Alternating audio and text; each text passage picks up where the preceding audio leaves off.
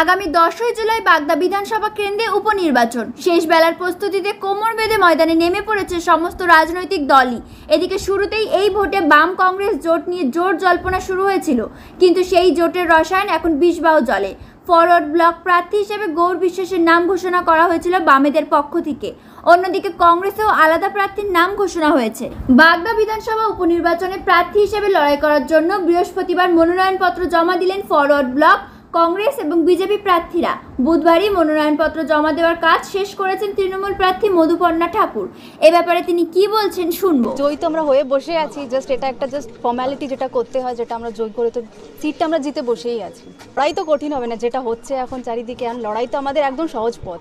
এখন জাস্ট আমরা দিদিকে সিটটা দিদির হাতে তুলে দিতে পারবো 13 তারিখে। প্রচারে তো নেমেই গেছি, যেদিন ডিক্লেয়ার হয়েছে তার পরের দিন থেকে আমাকে প্রচার শুরু হয়ে গেছে। যতদূর হওয়া আমাকে 100% আমরা দিচ্ছি, যতদূর হওয়া হবে। সবাই আশীর্বাদ তো রয়েছে, গুরুজন আমরা সবাই, আমার মা আছে, বিশ্বজিৎ কাকু আছে, সবাই আছে পাশে, তখন ভয় কিছু নেই। সেটা আমাদের দেখার নেই, আমরা যেটা আমাদের করার, আমরা টিএমসি আমার দিদির হাতে সিটটা তুলে দেওয়া যতটুকু আমরা করবো, আমরা করে যাচ্ছি। 100% আমরা দেবো, যতদূর আমার যাওয়ার আমরা যাব। অত বিজেপি কি করলো কিনা আমাদের দেখার কিছু নেই, বিজেপির সাথেই হবে না। বিজেপি এখন যখন আছে ওনাদের সাথে লড়াই হচ্ছে, সেটাই আর কি, আর তার থেকে বেশি কিছু নয়। লোকসভা নির্বাচনে বাম এবং কংগ্রেসের মধ্যে জোট হলেও বাগদা বিধানসভার এই উপনির্বাচনে এখনো পর্যন্ত জোটের দানা বাঁধেনি, আর তাই এই কেন্দ্রে বামেদের পক্ষে ফরওয়ার্ড ব্লকের প্রার্থী হিসাবে মনোনয়নপত্র জমা দিলেন গৌর বিশ্বাস। এই ব্যাপারে তিনি কি বলছেন শুনবো। গৌর বিশ্বাস, আমি শিক্ষকতা করি, একটা মাধ্যমিক স্কুলে শিক্ষকতা করি। জিতবো, জয়ের ব্যাপারে 100% আশাবাদী আমরা, জিতবো।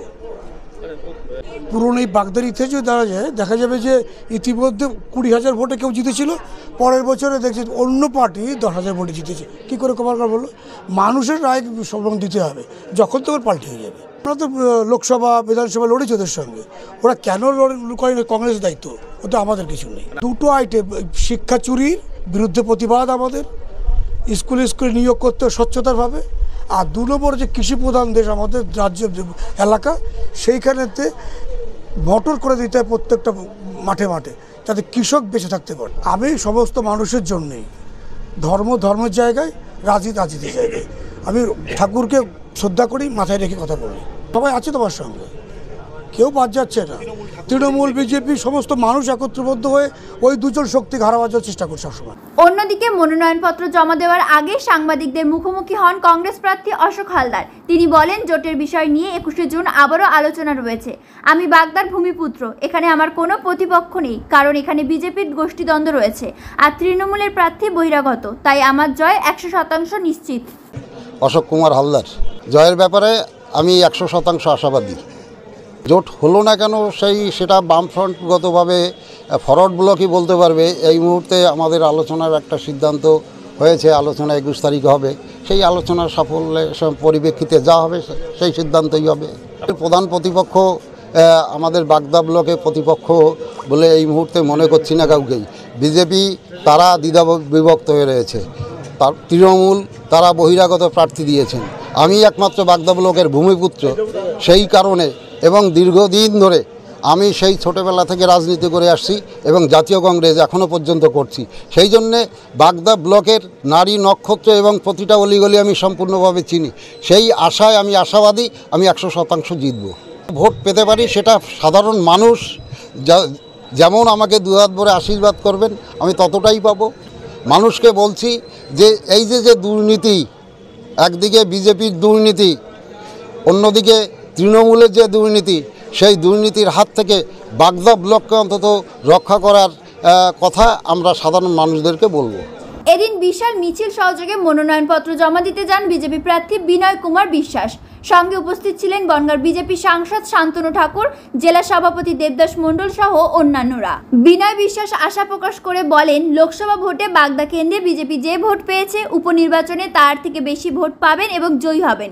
তার প্রতিপক্ষ এখানে তৃণমূল, এখানে বিজেপির বিক্ষুব্ধ নির্দল প্রার্থী কোনো ফ্যাক্টর হবে না বলে তিনি মনে করেন। এটাই বলবো, আগামী দিন আমাদের লড়াই আছে, কিন্তু আমরা জিতবো। আমাদের একটাই লক্ষ্য, আমরা বাগদা জিতবো, চোরমুক্ত বাগদা করব।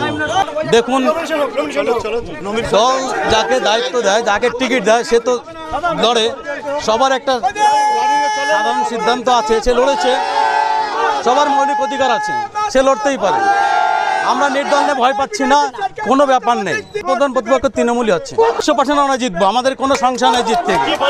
আমরা মানুষের জন্য বিকাশ, মানুষের পাশে থাকা, মানুষের সুখে দুঃখে সবসময় মানুষের পাশে থাকবো, মানুষের যে প্রয়োজন সেই প্রয়োজন আমরা পুরো করবো। 35 থেকে 40 হাজার ভোটে জিতবো। আমরা তো ভোট লড়বো অবশ্যই বাড়ানোর জন্যে।